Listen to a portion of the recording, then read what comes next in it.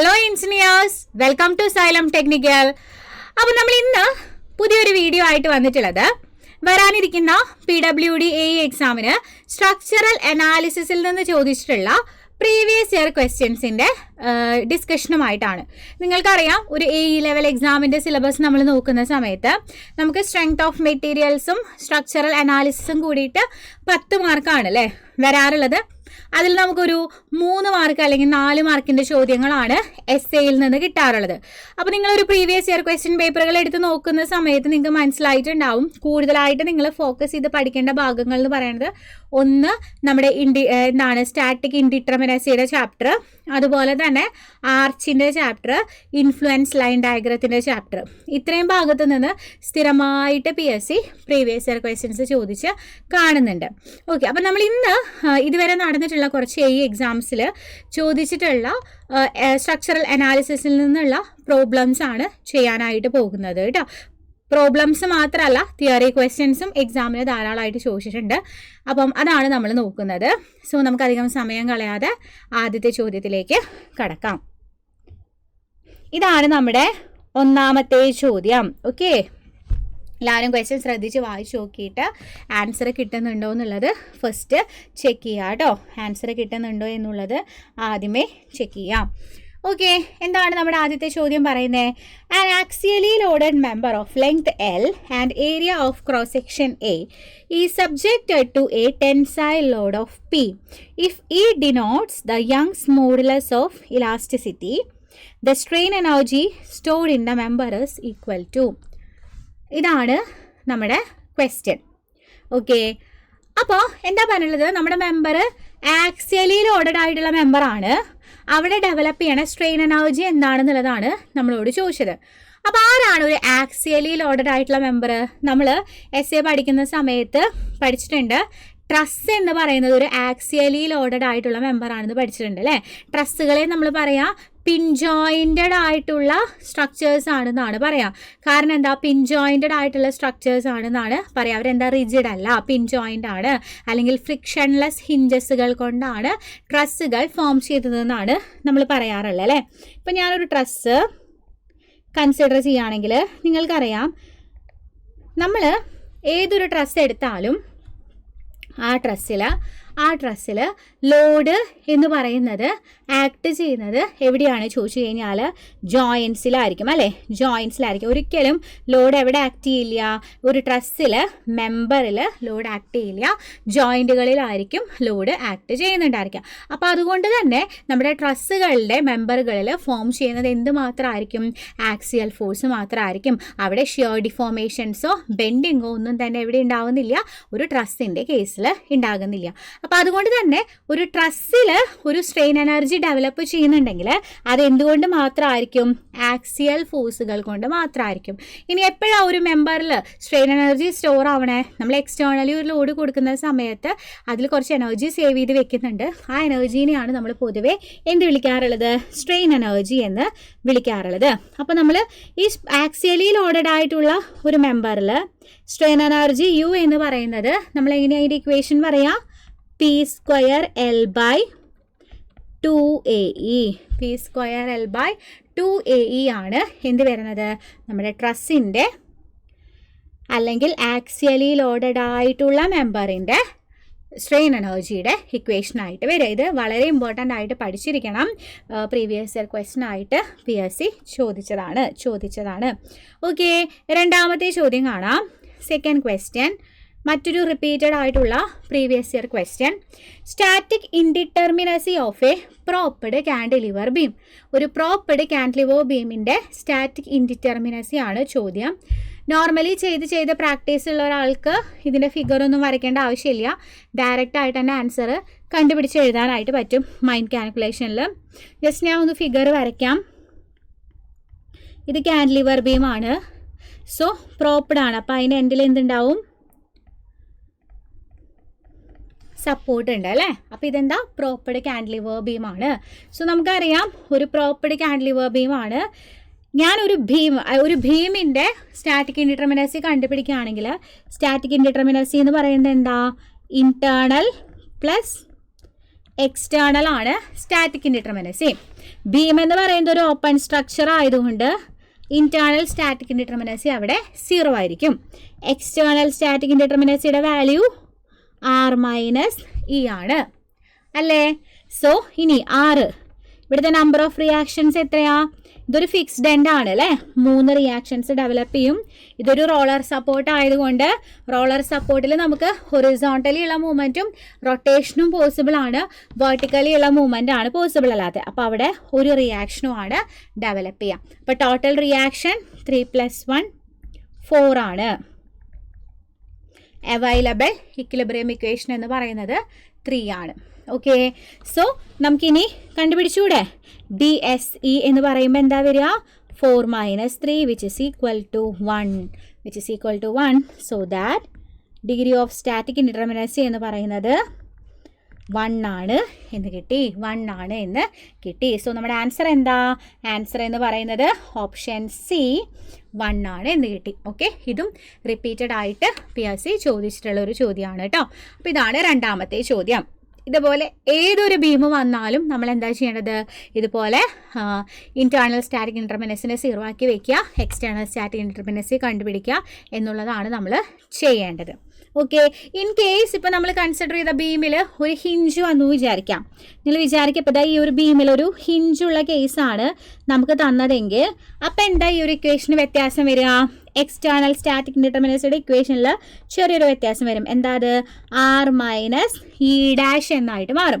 എന്താ ഈ E dash? E dash എന്ന് വെച്ചാൽ അവൈലബിൾ ആയിട്ടുള്ള equilibrium equation plus number of additional equation. Available ആയിട്ടുള്ള ഇക്വിലിബ്രിയം ഇക്വേഷൻ എന്ന് പറയുന്നത് എപ്പോഴും 3 തന്നെയാണ് വരിക.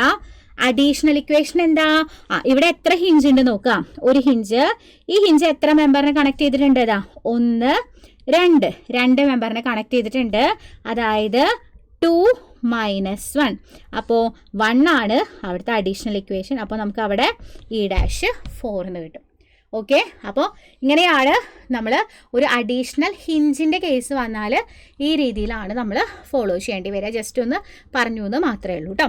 ഓക്കെ, മൂന്നാമത്തെ ചോദ്യം നോക്കാം. Cannes method can considered as an extension of the. നമ്മൾ പൊതുവെ ഇൻഡിറ്റർമിനേറ്റ് ആയിട്ടുള്ള സ്ട്രക്ചേഴ്സിൻ്റെ അനാലിസിസിന് വേണ്ടിയിട്ട് 2 മെത്തേഡുകളാണ് പഠിക്കാറുള്ളത്. ഒന്ന് ഫോഴ്സ് മെത്തേഡ്, മറ്റൊന്നാണ് ഡിസ്പ്ലേസ്മെൻറ്റ് മെത്തേഡ്. നിങ്ങൾക്ക് അറിയുന്നുണ്ടാവും എല്ലാ ഫോഴ്സ് മെത്തേഡുകളുടെയും ബേസ് ആയിട്ട് അല്ലെങ്കിൽ എല്ലാ ഫോഴ്സ് മെത്തേഡുകളും ഡെവലപ്പ് ചെയ്ത് വന്നത് മെത്തേഡ് ഓഫ് കൺസിസ്റ്റൻ്റ് ഡിഫോർമേഷനിൽ നിന്നാണ് എന്ന് നമ്മൾ പറയാറുണ്ട്. അതേപോലെ തന്നെ എല്ലാ ഡിസ്പ്ലേസ്മെൻറ്റ് മെത്തേഡുകളും ഡെവലപ്പ് ചെയ്ത് വന്നത് സ്ലോപ്പ് ഡിഫ്ലക്ഷൻ മെത്തേഡിൽ നിന്നാണ്. അപ്പോൾ ഇവിടെ നമ്മളോട് പറഞ്ഞിട്ടുള്ള ഈ ഒരു കാനീസ് മെത്തേഡ് എന്ന് പറയുന്നത് ഒരു ഡിസ്പ്ലേസ്മെൻറ്റ് മെത്തേഡാണ്. ഓക്കെ, എങ്കിൽ എന്താ ചോദിച്ചിട്ടുള്ളത്? ഇത് ആരുടെ എക്സ്റ്റൻഷൻ ആണെന്നാണ്. ശരിക്കും പറഞ്ഞാൽ എല്ലാ ഡിസ്പ്ലേസ്മെൻറ്റ് മെത്തേഡുകളും ഡെവലപ്പ് ചെയ്ത് വന്നിട്ടുള്ളത് അവരുടെ ബേസിക് മെത്തേഡായിട്ടുള്ള സ്ലോപ്പ് ഡിഫ്ലക്ഷൻ മെത്തേഡിൽ നിന്നാണ്. സോ നമ്മുടെ ആൻസർ വരുന്നത് ഓപ്ഷൻ ബി ആണ്. ഓപ്ഷൻ ബി സ്ലോപ്പ് ഡിഫ്ലക്ഷൻ മെത്തേഡാണ് ആൻസർ ആയിട്ട് ഇവിടെ വരുന്നത്. ഓക്കെ, നാലാമത്തെ ചോദ്യം. Question number 4. എന്താ നാലാമത്തെ ചോദ്യം? ഒരു 3 സ്പാൻ കണ്ടിന്യൂസ് ബീമാണ്. ഒരെൻഡ് ഫിക്സ്ഡ് ആണ്, ബാക്കിയുള്ളവരെല്ലാം റോളർ സപ്പോർട്ടുകളാണ്. ഡിഗ്രി ഓഫ് സ്റ്റാറ്റിക് ഇൻഡിറ്റർമിനസി ആണ് നമ്മളോട് ചോദിച്ചത്. ഓക്കെ, 3 സ്പാൻ കണ്ടിന്യൂസ് ബീം എന്നാണ് പറഞ്ഞിട്ടുള്ളത്. അപ്പോൾ ആദ്യം ബീമിനെ വരയ്ക്കണം. സോ ഒരെൻഡ് എന്താ? ഫിക്സ്ഡാണ്. അപ്പോൾ ആദ്യത്തെ എൻഡ് ഫിക്സ്ഡ് ആണ്. ദെൻ ബാക്കി റോളറാണ്. എന്താ? ഒരു സ്പാൻ, രണ്ടാമത്തെ സ്പാൻ, മൂന്നാമത്തെ സ്പാൻ. കണ്ടോ? 3 സ്പാനായി ഇപ്പോൾ നമുക്ക്. ഇനി സ്റ്റാറ്റിക് ഇൻഡിറ്റർമിനസി. ഇൻറ്റേർണൽ അറിയാം 0, കാരണം ബീം ഒരു ഓപ്പൺ സ്ട്രക്ചർ ആണ്. External R - E.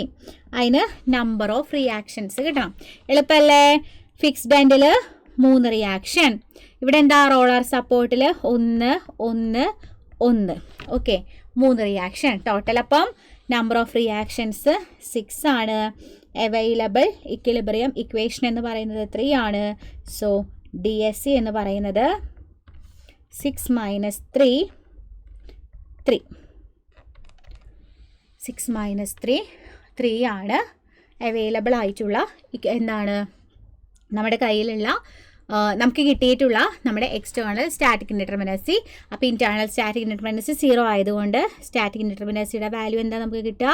3 എന്നാണ് കിട്ടുന്നത്. ഓക്കെ, അപ്പോൾ നമ്മുടെ ആൻസർ ഓപ്ഷൻ ബി 3 ആയിട്ടാണ് വരുന്നത്. 5ാമത്തെ ചോദ്യം കാണാം. ഓക്കെ, 5ാമത്തെ ചോദ്യം ഇത് ആക്ച്വലി നിങ്ങൾ ചിലപ്പം ഈ ഒരു കേസ് സ്റ്റാൻഡേർഡായിട്ട് നിങ്ങൾ SM പഠിച്ചിട്ടുണ്ടാവും. ഇപ്പോൾ സ്റ്റാൻഡേർഡായിട്ട് അറിയാവുന്നവർക്ക് സ്റ്റാൻഡേർഡായിട്ടുള്ള വാല്യൂ ആൻസർ ആയിട്ട് എടുക്കാവുന്നതാണ്. അപ്പോൾ ഇവിടെ പറഞ്ഞിട്ടുള്ളത് നമ്മുടെ find the slope at the free end of A cantilever beam with a uniformly distributed load W per meter for a span L. Okay, നമ്മളോട് പറഞ്ഞത് ഒരു കാൻറ്റിലിവർ ബീമിൻ്റെ ഫ്രീ എൻഡിലുള്ള സ്ലോപ്പ് ഡിറ്റർമിൻ ചെയ്യാനാണ്. അപ്പോൾ കാണാതെ ആൻസർ അറിയുന്നവർക്ക് സുഖമായിട്ട് ഇത് ചെയ്ത് നോക്കാണ്ട് കണ്ടുപിടിക്കാവുന്നതാണ്. ഇൻ കേസ് അറിയാത്തവരുണ്ടെങ്കിൽ അറിയാത്തവർക്ക് വേണ്ടിയിട്ട് ഇതെങ്ങനെ എളുപ്പത്തിൽ കണ്ടുപിടിക്കാമെന്ന് ചോദിച്ചാൽ നമ്മൾ കുറേ അധികം മെത്തേഡ്സ് പഠിച്ചു ഇൻഡിറ്റർമിനേറ്റ് ആയിട്ടുള്ള സ്ട്രക്ചേഴ്സിനെ അനലൈസ് ചെയ്യാനായിട്ട്. അതിലൊരു മെത്തേഡാണ് നമ്മുടെ യൂണിറ്റ് ലോഡ് മെത്തേഡ് എന്ന് പറയണത്. ഓക്കെ, അപ്പോൾ ഒരു യൂണിറ്റ് ലോഡ് മെത്തേഡിൽ നമ്മൾ പഠിച്ചിട്ടുണ്ട് സ്ലോപ്പ് കണ്ടുപിടിക്കാനുള്ള equation integral 0 to L capital mm2/EI dx ആണ്. ഇനി എനിക്ക് കണ്ടുപിടിക്കേണ്ടത് ഡിഫ്ലക്ഷൻ ആണെങ്കിലോ ഡിഫ്ലക്ഷൻ്റെ equation integral 0 to L capital mm/EI/dx. ഇതാണ് യൂണിറ്റ് ലോഡ് മെത്തേഡ് ഉപയോഗിച്ചിട്ട് സ്ലോപ്പും അതുപോലെ ഡിഫ്ലക്ഷനും കണ്ടുപിടിക്കാനുള്ള ഇക്വേഷൻസ്. അപ്പോൾ ഇതിൽ സ്ലോപ്പിൻ്റെ ഇക്വേഷനും ഡിഫ്ലക്ഷൻ്റെ ഇക്വേഷനും ഉണ്ട്. ഇവിടെ നോക്കുക, എന്താണ് ഇവിടെ നമ്മുടെ ക്യാപിറ്റൽ M സ്മോൾ m. ആദ്യം നമുക്ക് ഡിഫ്ലക്ഷനെ നോക്കാം. ക്യാപിറ്റൽ M എന്ന് വെച്ച് കഴിഞ്ഞാൽ നമ്മുടെ എക്സ്റ്റേണൽ ലോഡ് കാരണം ഉണ്ടായിട്ടുള്ള ലോഡാണ് ക്യാപിറ്റൽ M. ഓക്കെ, മൊമെൻ്റ് ആണ് ക്യാപിറ്റൽ M. ദെൻ നമ്മൾ അപ്ലൈ ചെയ്ത് കൊടുക്കണ യൂണിറ്റ് ലോഡ് കാരണം ഉണ്ടായിട്ടുള്ള മൊമെൻ്റ് ആണ് സ്മോൾ m. അതേപോലെ തന്നെ തീറ്റ കണ്ടുപിടിക്കണേ സ്ലോപ്പ് കണ്ടുപിടിക്കുന്ന സമയത്ത് എക്സ്റ്റേണൽ ലോഡ് കാരണമുള്ള മൊമെൻ്റ് ആണ് ക്യാപിറ്റൽ M. നമ്മൾ അപ്ലൈ ചെയ്യണ യൂണിറ്റ് മൊമെൻ്റ് കാരണമുള്ള എന്താണ് യൂണിറ്റ് മൊമെൻ്റ് കാരണമുള്ള മൊമെൻ്റ് ആണ് M2 എന്ന് പറയുന്നത്. അതായത് ഇവിടെ യൂണിറ്റ് ലോഡ് മെത്തേഡിൽ നമ്മൾ ചെയ്യണത് വേറെ ഒന്നുമല്ല. നമ്മൾ എന്ത് ചെയ്യുക, നമുക്ക് ഏതൊരു പോയിന്റിലെ സ്ലോപ്പ് അല്ലെങ്കിൽ ഡിഫ്ലക്ഷൻ ആണോ കണ്ടുപിടിക്കേണ്ടത്. ഇൻ കേസ് എനിക്ക് അവിടെ ഡിഫ്ലക്ഷൻ ആണോ കണ്ടുപിടിക്കേണ്ടതെങ്കിൽ ആ പോയിന്റിൽ ഞാൻ എന്ത് ചെയ്യുക, ഒരു യൂണിറ്റ് ലോഡിനെ അപ്ലൈ ചെയ്ത് കൊടുക്കുക. ഇൻ കേസ് എനിക്ക് അവിടെ സ്ലോപ്പാണ് കണ്ടുപിടിക്കേണ്ടതെങ്കിൽ ഏതൊരു പോയിന്റിലെ സ്ലോപ്പാണോ എനിക്ക് വേണ്ടത് അവിടെ ഞാനൊരു യൂണിറ്റ് മൊമെൻറ്റിനെ അപ്ലൈ ചെയ്ത് കൊടുക്കുക. ഇതാണ് നമ്മൾ ആക്ച്വലി അവിടെ ചെയ്യേണ്ട കാര്യമെന്ന് പറയുന്നത്. നിങ്ങൾ യൂണിറ്റ് ലോഡ് മെത്തേഡിൽ പഠിച്ചിട്ടുണ്ടാവണം. അപ്പോൾ നമ്മുടെ ക്വസ്റ്റ്യൻ എന്താ? നമ്മുടെ ക്വസ്റ്റ്യൻ എന്ന് പറയുന്നത് കാൻറ്റിലിവർ ബീമാണ്. വിത്ത് UDL ആണ്. സോ ഞാനിവിടെ എക്സ് എന്ന് പറയുന്ന ഒരു സെക്ഷൻ ഞാൻ കൺസിഡർ ചെയ്തു. എക്സ് എന്നുള്ളൊരു സെക്ഷൻ ഞാൻ കൺസിഡർ ചെയ്താൽ ഇവിടുത്തെ ക്യാപിറ്റൽ M എന്ന് പറഞ്ഞാൽ due to that external load അവിടെ നമ്മൾ കൊടുത്തിട്ടുള്ള UDL കാരണം ഉണ്ടാകുന്ന മൊമെൻറ്റ്. UDL കാരണം ഉണ്ടാകുന്ന മൊമെൻറ്റ് എന്താ?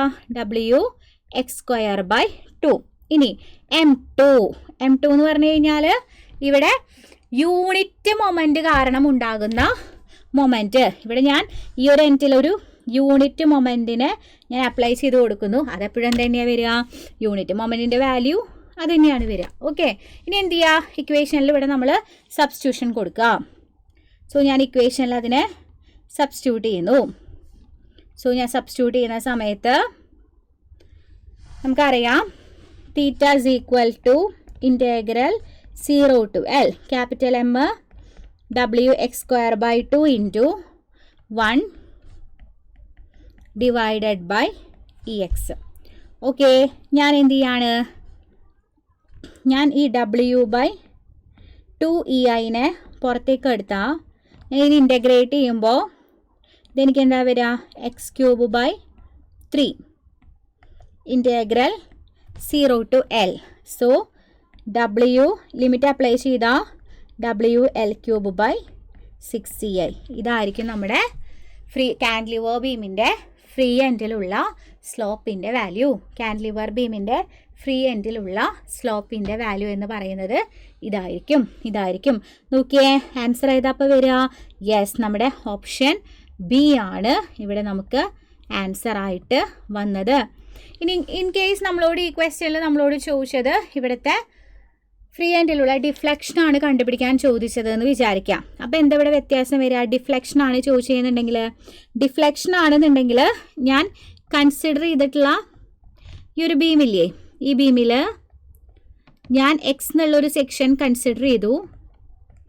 ഓക്കെ, ദെൻ മാത്രമല്ല ഫ്രീ എൻഡിലെ ആണ് എനിക്ക് വേണ്ടത്, ഞാൻ അവിടെ ഒരു യൂണിറ്റ് ലോഡിനെയും കൂടെ അപ്ലൈ ചെയ്ത് കൊടുക്കും. അപ്പം ക്യാപിറ്റൽ എമ്മിൻ്റെ വാല്യൂവിൽ വ്യത്യാസം ഉണ്ടാവില്ല, അത് WX²/2 ആണ്.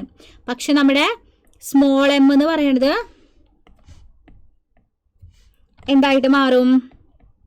സ്മോൾ എം എന്ന് പറയുന്നത് ആരായിട്ട് മാറും? യെസ്, 1 × x ആയിട്ട് മാറും. ദെൻ ഇതേപോലെ സബ്സ്റ്റിറ്റ്യൂട്ട് ചെയ്ത് കൊടുക്കുക, ഇൻ്റഗ്രേറ്റ് ചെയ്യുക, അപ്പോൾ നമുക്ക് ഡിഫ്ലക്ഷൻ കിട്ടും. ഇത് കാണാതെ പഠിക്കാൻ ബുദ്ധിമുട്ടുള്ളവർക്കാണ് ഞാൻ ഈ ഒരു മെത്തേഡ് പറഞ്ഞു തന്നത് കേട്ടോ. ഓക്കെ, അപ്പോൾ ഇങ്ങനെ നിങ്ങൾക്ക് കണ്ടുപിടിക്കാവുന്നതാണ്. ദെൻ അപ്പോൾ അതാണ് നമ്മുടെ 5ാമത്തെ ചോദ്യം. 6ാമത്തെ ചോദ്യം കാണാം.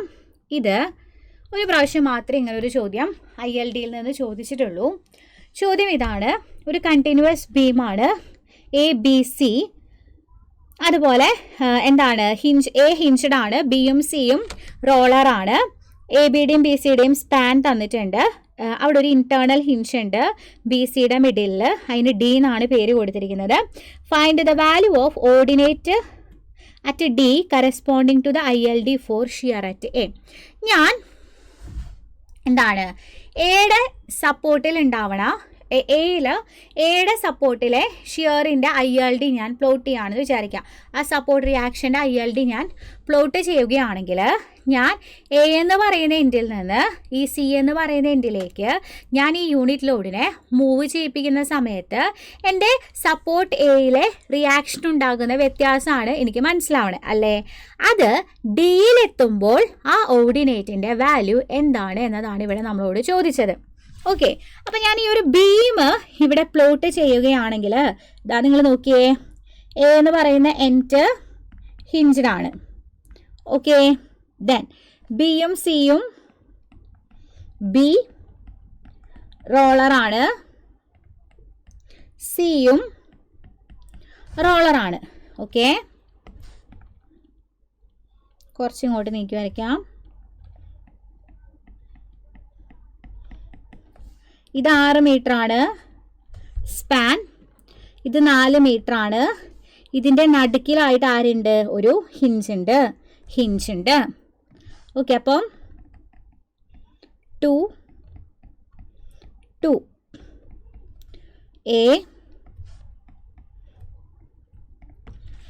ഇങ്ങനെയാണ് നമ്മുടെ ബീം ഇരിക്കുന്നത്. നോർമലി നമ്മൾ സ്റ്റാൻഡേർഡായിട്ട് സിംപ്ലി സപ്പോർട്ടഡ് ബീമിൻ്റെ ILDയുടെയും അതുപോലെ തന്നെ എന്താണ് ഷിയർ ഫോഴ്സിൻ്റെയും ബെൻഡിങ് മൊമെൻറ്റിൻ്റെ ഒക്കെ ILDയുടെ ഷേപ്പ് നമുക്ക് ഓൾറെഡി അറിയാം. പക്ഷേ ഇതെന്താ, ഇങ്ങനെ ഒരു ബീമിൻ്റെ ILDയുടെ ഷേപ്പ് നമുക്ക് അറിയില്ല, അത് നമ്മൾ കണ്ടുപിടിക്കണം. അപ്പോൾ ഇങ്ങനെ നമുക്കൊരു ഇൻഡിറ്റർമിനേറ്റ് ആയിട്ടുള്ള സ്ട്രക്ചറിൻ്റെ ILD തന്നിട്ട് നമ്മളോട് ILD വരയ്ക്കാൻ നമ്മളോട് പറഞ്ഞാൽ നമുക്ക് അവിടെ മുള്ളർ ബ്രെസ്ലോ പ്രിൻസിപ്പളിനെ അപ്ലൈ ചെയ്യാവുന്നതാണ്. മുള്ളർ ബ്രെസ്ലോ പ്രിൻസിപ്പിൾ എന്താ പറയണേ? നമുക്ക് ഏതൊരു ഫംഗ്ഷൻ്റെ ILD ആണോ പ്ലോട്ട് ചെയ്യേണ്ടത് ആ ഫംഗ്ഷനെ നമ്മൾ എന്ത് ചെയ്യുക, നമ്മൾ അതിനെ അല്ലെങ്കിൽ ആ ഒരു റിയാക്ഷനെ നമ്മളൊരു ഫോഴ്സായിട്ട് ആ ബീമിൽ ആക്ട് ചെയ്യുക. ആ ഫോഴ്സ് ബീമിൽ എന്ത് ഡിഫ്ലക്ഷനാണോ ഉണ്ടാക്കുന്നത് ആ ഡിഫ്ലക്റ്റഡ് ഷേപ്പ് ആയിരിക്കും നമ്മുടെ ILDക്ക് ഉണ്ടാവുക എന്നാണ് പറഞ്ഞിട്ടുള്ളത്. ഇവിടെ എന്താ പറഞ്ഞിട്ടുള്ളത്? നമ്മൾ A എന്ന് പറയുന്ന എൻഡിലെ ഷിയറിന് കറസ്പോണ്ടിങ് ആയിട്ട് Dയിൽ ഉണ്ടാകുന്ന ഓർഡിനേറ്റ് എന്താണെന്നാണ് ചോദിച്ചത്. ഓക്കെ, അപ്പം നമ്മുടെ ഈ ഒരു ബീമിൽ ഞാൻ എന്ത് ചെയ്യാണ്, A എന്ന് പറയുന്ന എൻഡിലാണ് ഞാൻ ഫോഴ്സിനെ അപ്ലൈ ചെയ്യണം. അപ്പം A എന്ന് പറയുന്ന എൻഡിൽ ഞാൻ ഫോഴ്സിനെ അപ്ലൈ ചെയ്ത് കൊടുത്തു കഴിഞ്ഞാൽ A എന്ന് പറയുന്ന എൻഡ് എന്താ ഉണ്ടാവുക? A എന്ന് പറയുന്ന എൻഡ് ഒന്ന് മുകളിലേക്ക് പൊങ്ങാണ് ഉണ്ടാവുക അല്ലേ? A എന്ന് പറയുന്ന എൻഡ് ഇതാ മുകളിലേക്ക് പൊങ്ങുന്നു. പക്ഷെ B എന്ന് പറയുന്ന എൻഡിൽ കാര്യമായ പ്രശ്നമൊന്നുമില്ല, കാരണം Aയിൽ മാത്രമേ ഞാൻ എന്ത് ചെയ്തിട്ടുള്ളൂ, ഫോഴ്സിനെ കൊടുത്തിട്ടുള്ളൂ. ഇനി നോക്കാം, D എന്ന് പറയുന്ന എൻഡിൽ ഒരു ഹിഞ്ച് ഉണ്ട്. നമ്മളെപ്പോഴും ഒരു ഹിഞ്ച് വരുന്ന സമയത്ത് ആ ഹിഞ്ചിൽ എന്താണ് ലോഡ് വരുന്ന സമയത്ത് അതൊരു സീസോ പോലെ ആക്ട് ചെയ്യുന്നു എന്നാണ് പറയണേ. ഇപ്പം ഞാൻ എൻ്റെ ബീമിൽ താഴേന്ന് മുകളിലേക്കാണ് ലോഡ് ഇപ്പം നിങ്ങളൊരു സീസോ ആലോചിച്ച് നോക്കിയേ. സീസോൻ്റെ ഒരറ്റത്ത് ഞാൻ അമർത്തുമ്പോൾ താഴേക്ക് ലോഡ് കൊടുക്കുമ്പോൾ സീസോൻ്റെ ഇപ്പുറത്തറ്റം മുകളിലേക്കാണ് പൊന്തുക അല്ലേ. അതേപോലെ തന്നെ ഞാൻ മുകളിലേക്ക് പൊക്കി കഴിഞ്ഞാൽ ഒരറ്റം താഴേക്കാണ് മാറുന്നത്. അപ്പോൾ അതേപോലെയാണ് ഒരു ഹിഞ്ച് വരുന്ന കേസ്. എവിടേക്ക് ഞാൻ ഫോഴ്സ് അപ്ലൈ ചെയ്തോ അതിൻ്റെ നേരെ ഓപ്പോസിറ്റ് ആയിട്ടുള്ള സൈഡിലേക്കാണ് എന്തുണ്ടാവുക, നമ്മുടെ ഹിഞ്ചസ് വരുന്ന ഭാഗം ഡിഫ്ലക്റ്റ് ചെയ്യാം. അപ്പോൾ ഇവിടെ ഞാൻ എന്ന് പറയുന്ന എൻഡിൽ മുകളിലേക്കാണ് ലോഡ് കൊടുത്തത് എന്നുണ്ടെങ്കിൽ നമ്മുടെ ഹിഞ്ച് എന്ന് പറയുന്നത് എങ്ങോട്ടേക്കാണ് വരിക, താഴോട്ടേക്കാണ് ഡിഫ്ലക്റ്റ് ചെയ്യുക. ഓക്കെ, അപ്പോൾ ദാ ഈ ഡി എന്ന് പറയുന്ന ഈ ഒരു പോയിന്റിന് കറസ്പോണ്ടിങ് ആയിട്ടുള്ള ഓർഡിനേറ്റിൻ്റെ വാല്യൂ ആണ് നമുക്ക് കിട്ടേണ്ടത്. അപ്പം ഞാനിതിന് പേര് കൊടുക്കുകയാണെങ്കിൽ ഇത് എ ആണ്, ഇത് ബി ആണ്, ഇത് സി ആണ്. ഇതിൻ്റെ സ്പാൻ നമുക്കറിയാം, എ 6 മീറ്റർ ആണ്, ദെൻ ഇത് 2 മീറ്റർ ആണ് എന്നും അറിയാം. ഈ ഒരു ഡിസ്റ്റൻസ് മാക്സിമം ഓർഡിനേറ്റ് 1 ആണ് അല്ലേ. ഇനി എന്താ ചെയ്യേണ്ടത്, എക്സ് കണ്ടുപിടിക്കാൻ സിമിലർ ട്രയാങ്കിൾസ് യൂസ് ചെയ്താൽ മതി. ഈ വലിയ ട്രയാങ്കിൾ എടുക്കുമ്പം 1/6, ചെറിയ ട്രയാങ്കിൾ എടുക്കുമ്പോൾ നമുക്ക് x/2. സോ ആൻസർ വരുമ്പം x/2. So x is equal to 2/6 which is equal to 1/3. ഇതെങ്ങോട്ടേക്കാ, താഴേക്കാണ്. അപ്പോൾ അത് നെഗറ്റീവാണ് അല്ലേ, -1/3. സോ നമ്മുടെ ഓർഡിനേറ്റിൻ്റെ വാല്യൂ -1/3 എന്ന് കിട്ടും. ഇവിടെ നമ്മൾ ഒറ്റ പ്രാവശ്യം മാത്രമേ ഇങ്ങനെ ബ്രസ്ലോ പ്രിൻസിപ്പിൾ യൂസ് ചെയ്തിട്ട് നമ്മളോട് ILD പ്ലോട്ട് ചെയ്യാനായിട്ട് പറഞ്ഞിട്ടുള്ള ക്വസ്റ്റ്യൻ വന്നിട്ടുള്ളൂ. അല്ലെങ്കിൽ നമ്മുടെ സ്റ്റാൻഡേർഡ് കേസസ് തന്നെയാണ് എപ്പോഴും PSC ചോദിക്കാറുള്ളത് കേട്ടോ. ഓക്കെ, 7ാമത്തെ ചോദ്യം കാണാം. 7th question. യെസ്, ഇത് സ്ഥിരമായിട്ട് നമ്മുടെ PSCക്ക് താല്പര്യമുള്ളൊരു ചോദ്യമാണ്. Flexibility method is also called as. Okay, അപ്പോൾ നമുക്കറിയാം നമ്മൾ ഇൻഡിറ്റർമിനേറ്റ് സ്ട്രക്ചേഴ്സിനെ അനലൈസ് ചെയ്യാൻ വേണ്ടിയിട്ട് നമുക്ക് നമ്മുടെ കയ്യിൽ ഫോഴ്സ് മെത്തേഡുകളും വരുന്നുണ്ട്, അതുപോലെ തന്നെ ഡിസ്പ്ലേസ്മെൻറ്റ് മെത്തേഡുകളും വരുന്നുണ്ട് അല്ലേ. ഇങ്ങനെയാണ് നമ്മൾ പഠിച്ചിട്ടുള്ളത് അല്ലേ. ഫോഴ്സ് മെത്തേഡും ഉണ്ട്, ഡിസ്പ്ലേസ്മെൻറ്റ് മെത്തേഡുകളും വരുന്നുണ്ട്. ഈ ഫോഴ്സ് മെത്തേഡിനെ നമ്മൾ ഫ്ലെക്സിബിലിറ്റി മെത്തേഡ് എന്നും അതുപോലെ ഡിസ്പ്ലേസ്മെൻറ്റ് മെത്തേഡിനെ നമ്മൾ സ്റ്റിഫ്നെസ് മെത്തേഡ് എന്നും വിളിക്കാറുണ്ട്. നമുക്കറിയാം ഫോഴ്സ് മെത്തേഡ് നമ്മൾ അൺനോൺ ആയിട്ടുള്ള ഫോഴ്സുകളെ ഡിറ്റർമിൻ ചെയ്യാനും ഡിസ്പ്ലേസ്മെൻറ്റ് മെത്തേഡുകൾ അൺനോൺ ആയിട്ടുള്ള ഡിഫോർമേഷൻസിനെ കണ്ടുപിടിക്കാനാണ് യൂസ് ചെയ്യാം. അപ്പോൾ ഫോഴ്സ് മെത്തേഡ് നമ്മൾ കണ്ടുപിടിക്കാൻ ഇക്വിലിബ്രിയം ഇക്വേഷൻസിനെയാണ് ഉപയോഗിക്കാറുള്ളത്. പക്ഷേ ഇൻഡിറ്റർമിനേറ്റ് ആയിട്ടുള്ള ബീംസ് ആകുമ്പോൾ നമ്മുടെ കയ്യിൽ അവൈലബിൾ ആയിട്ടുള്ള ഇക്വിലിബ്രിയം ഇക്വേഷൻസ് മാത്രം ഉപയോഗിച്ചുകൊണ്ട് നമുക്ക് ചിലപ്പോൾ അൺനോണുകളെ കണ്ടുപിടിക്കാൻ പറ്റിയെന്ന് വരില്ല. അപ്പോൾ അങ്ങനെയുള്ള സിറ്റുവേഷനിൽ നമ്മൾ എന്ത് ചെയ്യേണ്ടി വരും, കോമ്പാക്റ്റബിലിറ്റി കണ്ടീഷൻസ് കൂടി അഡോപ്റ്റ് ചെയ്തിട്ട് അൺനോൺസിനെ ഡിറ്റർമിൻ ചെയ്യേണ്ടി വരും.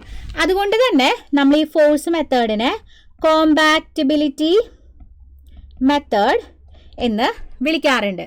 അതേപോലെ ഡിസ്പ്ലേസ്മെൻറ്റ് മെത്തേഡിൽ നമ്മൾ അൺനോൺ ഡിഫോർമേഷൻസ് ആണ് കണ്ടുപിടിക്കണേ. അപ്പം അങ്ങനെ അൺനോൺ ഡിഫോർമേഷൻസ് ആണ് നമ്മൾ കണ്ടുപിടിക്കണമെന്നുണ്ടെങ്കിൽ അവിടെ ചിലപ്പോൾ നമ്മുടെ അടുത്ത് കോമ്പാക്റ്റബിലിറ്റി കണ്ടീഷൻസ് മാത്രം ഉപയോഗിച്ചുകൊണ്ട് നമുക്ക് ഡിഫോർമേഷനെ കണ്ടുപിടിക്കാനായിട്ട് പറ്റില്ല. അവിടെ നമ്മൾ ഇക്വിലിബ്രിയം ഇക്വേഷൻസും യൂസ് ചെയ്യേണ്ടതായിട്ട് വരാം. അതുകൊണ്ട് നമ്മൾ ഡിസ്പ്ലേസ്മെൻറ്റ് മെത്തേഡിനെ എന്ത് വിളിക്കുന്നു, ഇക്വിലിബ്രിയം മെത്തേഡ് എന്നുള്ള പേര് കൂടി വിളിക്കുന്നു.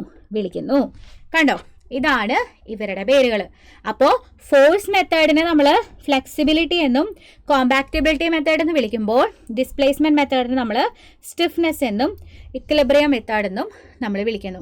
അപ്പോൾ ഇവിടെ നമ്മളോട് ഫ്ലെക്സിബിലിറ്റി മെത്തേഡിൻ്റെ പേരുകളാണ് ചോദിച്ചത്. ഫ്ലെക്സിബിലിറ്റി മെത്തേഡിനെ നമുക്ക് ഫോഴ്സ് മെത്തേഡ് എന്നും വിളിക്കാം, കോമ്പാക്റ്റബിലിറ്റി മെത്തേഡ് എന്നും വിളിക്കാം.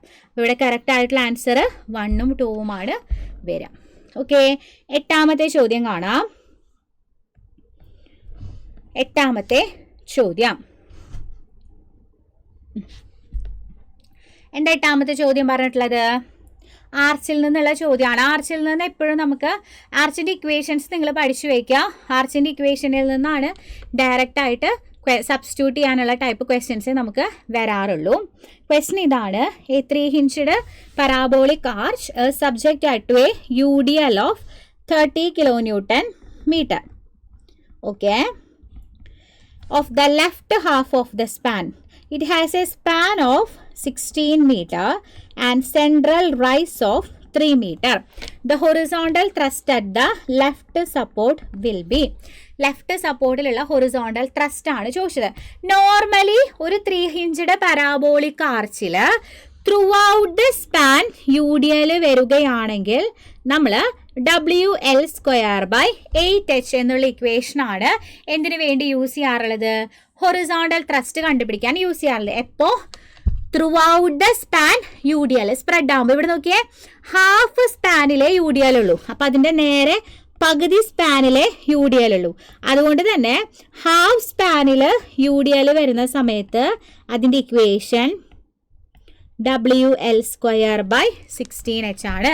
അതിൻ്റെ ഇക്വേഷൻ WL²/16H ആണ്. ഓക്കെ, അപ്പോൾ WL²/16H ആണെങ്കിൽ നമ്മുടെ കയ്യിൽ വാല്യൂസ് അല്ലാണ്ട് W30 ആണെന്നുണ്ട്, അതുപോലെ 16 ആണ് L എന്നുണ്ട്, ബൈ 16 × 3. വളരെ എളുപ്പമുള്ള കാൽക്കുലേഷനാണ് PSC ചോദിച്ചത്. ഇവിടെ ഒരു 16 കട്ട് ചെയ്യാം, 3 കട്ട് ചെയ്യാം. So 160 kilonewton.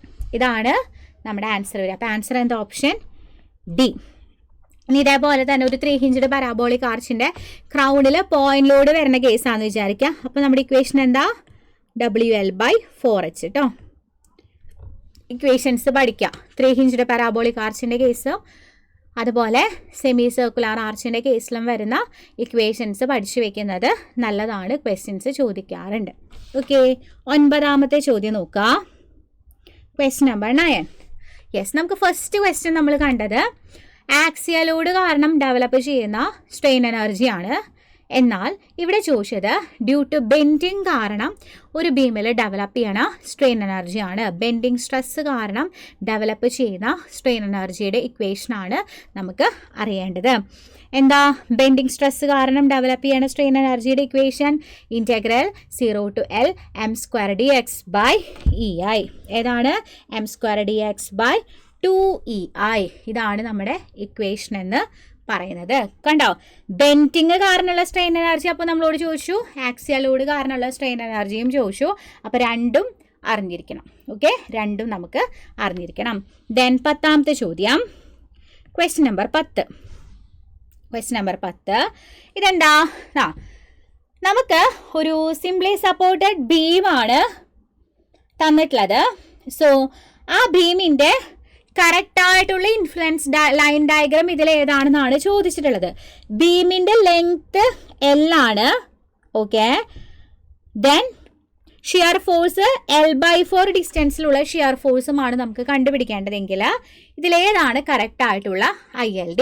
അപ്പോൾ നോർമലി നിങ്ങൾക്കറിയാം, ഏതൊരു ക്വസ്റ്റ്യൻ ഇങ്ങനെ വന്നാലും നിങ്ങൾക്ക് ILDയുടെ ഷേപ്പ് നിർബന്ധമായിട്ടും കാണാതെ അറിഞ്ഞിരിക്കണം. നിങ്ങൾ നോക്കിയേ, ഞാൻ വരയ്ക്കണു.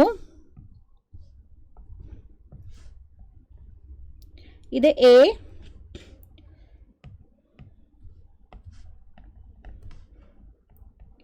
B, ABയുടെ സ്പാൻ L ആണ്.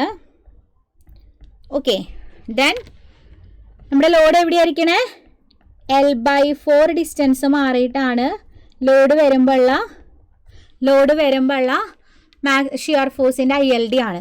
ഓക്കെ, അപ്പോൾ ഷിയർ ഫോഴ്സിൻ്റെ ILDയുടെ ഷേപ്പ് ഇതാ ഇങ്ങനെയാണ് വരിക അല്ലേ? ഓക്കെ, ഓർഡിനേറ്റുകളോ L-Z/L-ഉം Z/L-ഉം ഇതാണ് നമ്മുടെ ഓർഡിനേറ്റുകൾ. ഓക്കെ, L-Z/L-ഉം Z/L-ഉം. സോ ഇവിടെ നമുക്ക് Z എന്ന് പറയുന്നതാണ്, ഇവിടെ ലെങ്ത് L തന്നെയാണ്. Z എന്ന് പറയുന്നത് L/4 ആണ്. L/4 ഡിസ്റ്റൻസിലെ ഷിയർ ഫോഴ്സിൻ്റെ ILD ആണ് നമ്മളിപ്പം പ്ലോട്ട് ചെയ്തത്. സോ ഞാൻ എന്ത് ചെയ്യാണ്? ഈ ഓർഡിനേറ്റുകളിൽ ഇസഡിൻ്റെ സ്ഥാനത്ത് ഞാൻ ആരെ സബ്സ്റ്റിറ്റ്യൂട്ട് ചെയ്ത് കൊടുക്കുക? L/4നെ സബ്സ്റ്റിറ്റ്യൂട്ട് ചെയ്ത് കൊടുക്കുക. L/L-L/4/L. സോ 4L - L/4/L എന്ന് വരും അല്ലേ? ഓക്കെ, അപ്പം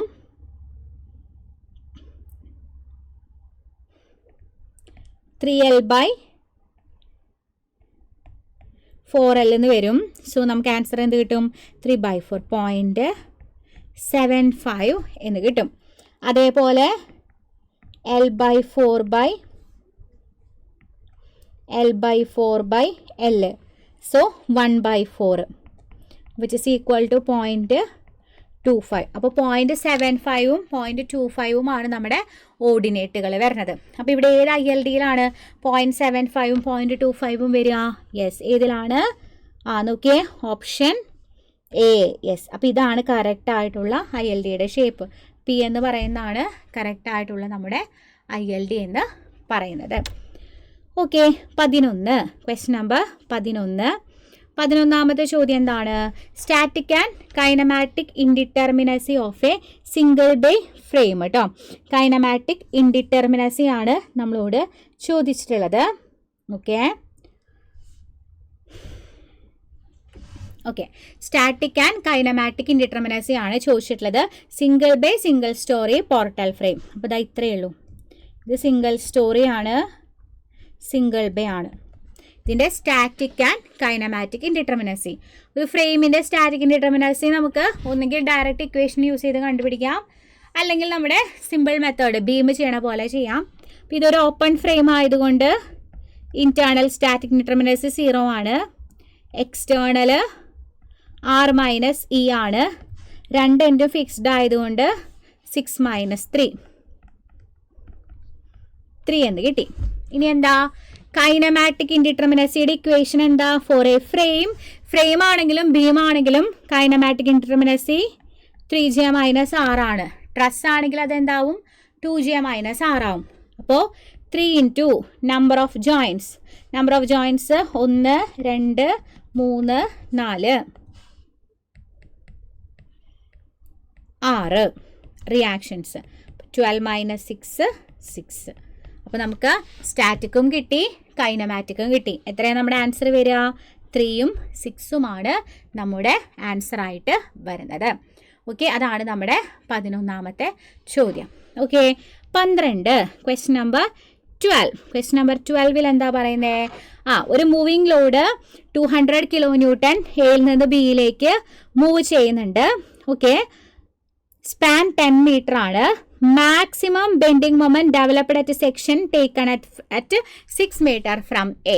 നമുക്കറിയാം, നമ്മളൊരു ഷിയർ ഫോഴ്സിൻ്റെയോ ബെൻഡിങ് മൊമെൻറ്റിൻ്റെയോ ILD പ്ലോട്ട് ചെയ്ത് കഴിഞ്ഞാൽ അതിൽ മാക്സിമം ആയിട്ടുള്ള ഷിയർ ഫോഴ്സ് അല്ലെങ്കിൽ മാക്സിമം ആയിട്ടുള്ള ബെൻഡിങ് മൊമെൻറ്റ് നമുക്ക് കിട്ടുക നമ്മുടെ ലോഡ് സെക്ഷനിൽ വരുന്ന സമയത്താണ്. ഓക്കെ, സോ ഇവിടെ പറഞ്ഞിട്ടുള്ളത് നമ്മുടെ സിംപ്ലി സപ്പോർട്ടഡ് ആയിട്ടുള്ള ബീമാണ്. അതിന് ടോട്ടലായിട്ടുള്ള സ്പാൻ എന്ന് പറയുന്നത് 10 മീറ്റർ ആണ്. അതിൽ 6 മീറ്റർ ഡിസ്റ്റൻസ് മാറിയിട്ടുള്ള ബെൻഡിങ് മൊമെൻറ്റിൻ്റെ മാക്സിമം വാല്യൂ ആണ് വേണ്ടത്. അബ്സല്യൂട്ട് മാക്സിമം ആണെങ്കിൽ നമുക്ക് മിഡ് സ്പാൻ എടുക്കാമായിരുന്നു. ഇവിടെ നമ്മളോട് ചോദിച്ചത് മാക്സിമം ആയിട്ടുള്ള ബെൻഡിങ് മൊമെൻറ്റിൻ്റെ വാല്യൂ ആണ്. സോ ബെൻഡിങ് മൊമെൻറ്റിൻ്റെ ILDയുടെ ഷേപ്പ് നമുക്കറിയാം അല്ലേ? ILDയുടെ ഷേപ്പ് ഇതാ ഇങ്ങനെയാണ് വരിക. ഇതാണ് ILDയുടെ ഷേപ്പ്. ഈ ഓർഡിനേറ്റ് Z × L - Z/L ആണ്. അപ്പോൾ നമ്മുടെ മാക്സിമം ബെൻഡിങ് മൊമെന്റ് എന്ന് പറയുന്നത് എന്താണ്? Load into Z × L - Z/L. So 200 × Z എന്താ ഇവിടെ? 6 അല്ലേ? 6ലാണ് നമ്മുടെ സെക്ഷൻ ഇരിക്കുന്നത്. ദെൻ ലെങ്ത് എന്താ ഇവിടെ? 10. 10 - Z വീണ്ടും 6 ആണ് /10. അപ്പോൾ 4/10 എന്ന് വരും. 4/10 200 × 6 × 4/10 എന്നാണ് നമുക്ക് വരിക. സോ ഇത് ചെയ്യുമ്പോൾ നമുക്ക് ഫൈനൽ ആൻസർ ആയിട്ട് എത്ര കിട്ടുന്നു? യെസ്, 480 kN കിട്ടുന്നു. ഇതാണ് നമ്മുടെ ആൻസർ ആയിട്ട് വരിക. ഓക്കെ, ഇതാണ് നമ്മുടെ ആൻസർ ആയിട്ട് വരുന്നത്. Then question number 13. 13ാമത്തെ ചോദ്യം ഒരു 2 സ്പാൻ കണ്ടിന്യൂസ് ബീം ABC ആണ്. സോ അതിൻ്റെ യൂണിഫോം ഫ്ലെക്ചറൽ റിജിഡിറ്റി എന്ന് പറയുന്നത് യൂണിഫോം ആണ് ഫ്ലെക്ചറൽ റിജിഡിറ്റി എന്ന് പറയുന്നത്. അതിലെന്താ പറഞ്ഞിട്ടുള്ളത്, ഒരു ഫിക്സഡ് സപ്പോർട്ട് എയും ഹിഞ്ചഡ് സപ്പോർട്ട് ബിയിലും സിയിലും ഉണ്ട്. എ ബിയുടെ സ്പാനും ബി സിയുടെ സ്പാനും തന്നിട്ടുണ്ട്. അങ്ങനെയാണെങ്കിൽ distribution factor for B and B C respectively, distribution factor കണ്ടുപിടിക്കാനാണ് പറഞ്ഞത്. വളരെ എളുപ്പമാണ് ചെയ്യാൻ അല്ലേ. നമുക്കറിയാം ഡിസ്ട്രിബ്യൂഷൻ ഫാക്ടർ എന്ന് പറഞ്ഞാൽ എന്താ, stiffness of a member divided by sum of all the stiffness. ഇതിനെയാണ് നമ്മൾ ഡിസ്ട്രിബ്യൂഷൻ ഫാക്ടർ എന്ന് പറയാം. സോ ഞാനിവിടെ ഒരു ബീമിനെ കൺസിഡർ ചെയ്ത് കഴിഞ്ഞാൽ ഇവിടെ തന്നിട്ടുള്ള ബീമിനെ ഞാനിവിടെ പ്ലോട്ട് ചെയ്യാണ്. നോക്കുക, എ ബി സി ആണ്. എ എന്ന് പറയുന്നത് ഫിക്സഡ് സപ്പോർട്ടാണ്, ബി എന്ന് പറയുന്നത് ഹിഞ്ചഡ് സപ്പോർട്ടാണ്, ദെൻ സി എന്ന് പറയുന്നതും ഹിഞ്ചഡ് സപ്പോർട്ടാണ്. എ ബിയുടെ സ്പാൻ 4 മീറ്ററും ബി സിയുടെ സ്പാൻ 3 മീറ്ററുമാണ്. സോ നമ്മളോട് പറഞ്ഞത് ബി എയുടെയും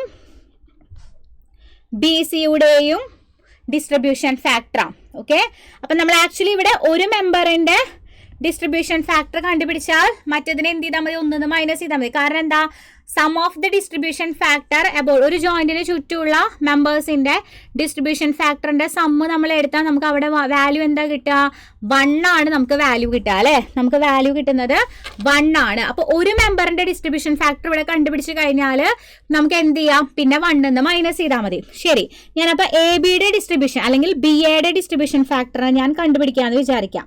distribution factor of B A, B എയുടെ ഡിസ്ട്രിബ്യൂഷൻ ഫാക്ടർ ഞാൻ കണ്ടുപിടിച്ചാൽ എന്താ എനിക്ക് വരിക, യെസ്, കെയുടെ ബി എയുടെ stiffness of B A divided by stiffness of B A plus stiffness of B C. ഈ സ്റ്റിഫ്നെസ് എന്തിനെ ബേസ് ചെയ്തുകൊണ്ടിരിക്കുക, ഫാറന്റ് കണ്ടീഷനെ. ഇവിടെ ഫാറന്റ് ബി എയുടെ ഫാറന്റ് കണ്ടീഷൻ ഫിക്സ്ഡ് ആയതുകൊണ്ട് തന്നെ അവിടുത്തെ സ്റ്റിഫ്നെസിന്റെ വാല്യൂ 4EI/L. L എന്താ, 4 ആണ്. ഇനി എഗൈൻ 4EI/4 പ്ലസ് ഇനി ബി സിയുടെ ഫാറന്റ് ഹിഞ്ചഡ് ആയതുകൊണ്ട് അവിടെ 3EI/L ആണ് വരിക. 3EI/L ആണ് വരുന്നത്. സോ നമുക്ക് EI/2EI which is equal to 0.5. അപ്പോൾ 0.5 ആണ് ആരുടെ ഡിസ്ട്രിബ്യൂഷൻ ഫാക്ടർ, ബി എയുടെ ഡിസ്ട്രിബ്യൂഷൻ ഫാക്ടർ. അപ്പം അങ്ങനെയാണെങ്കിൽ ബി സിയുടെ ഡിസ്ട്രിബ്യൂഷൻ ഫാക്ടർ എന്ന് പറയുന്നത് എന്തായിട്ടാണ് വരിക, 1 minus 0.5 which is also equal to 0.5. അപ്പോൾ നമുക്ക് ആൻസർ ആയിട്ട് കിട്ടും എന്ത്, 0.5 എന്ന് നമുക്ക് ആൻസർ ആയിട്ട് കിട്ടുന്നു. ഓക്കെ, അതാണ് നമ്മുടെ 13ാമത്തെ ചോദ്യത്തിൻ്റെ ആൻസർ. ഓക്കെ, ഒരു ചോദ്യം നോക്കാം. Question number 14. For a parabolic 3-hinged are subjected to a uniformly distributed load of intensity kilonewton W kilonewton per unit horizontal length. The span of the arch is L and the central rise h/2. The horizontal thrust. Okay. അപ്പോൾ ഇവിടെ എന്താ, 3-hinged parabolic archil throughout the span UDL വരുന്ന കേസാണ്. അതിൻ്റെ equation നമ്മൾ already പറഞ്ഞതാ. throughout the span UDL വരുന്ന equation ഇതാണ്. പക്ഷെ ഇവിടെ ഒരു വ്യത്യാസമുണ്ട്. എന്താ വ്യത്യാസം, ഇവിടുത്തെ റൈസ് എന്ന് പറയുന്നത് h/2 ആണ്. h റൈസ് വരുമ്പോഴാണ് WL²/8h. h/2 ആണ് റൈസ് എങ്കിൽ ഞാൻ എച്ചിൻ്റെ സ്ഥാനത്ത് h/2 സബ്സ്റ്റിറ്റ്യൂട്ട് ചെയ്യണം. അപ്പം എൻ്റെ ആൻസർ എന്ത് വരും, WL²/4h ആണ് വരുന്നത്. WL²/4h ആണ് വരുന്നത്. ഡയറക്റ്റ് ആയിട്ടുള്ള സബ്സ്റ്റിറ്റ്യൂഷൻ ആണ് നമ്മളിവിടെ ചെയ്തത്. അവസാനമായിട്ട് ഒരു ചോദ്യം കൂടി നമുക്ക് കാണാം. നമ്മുടെ 15ാമത്തെ ചോദ്യം ഇതാണ്, ലാസ്റ്റ് ചോദ്യം. ILD influence line for bending moment represents.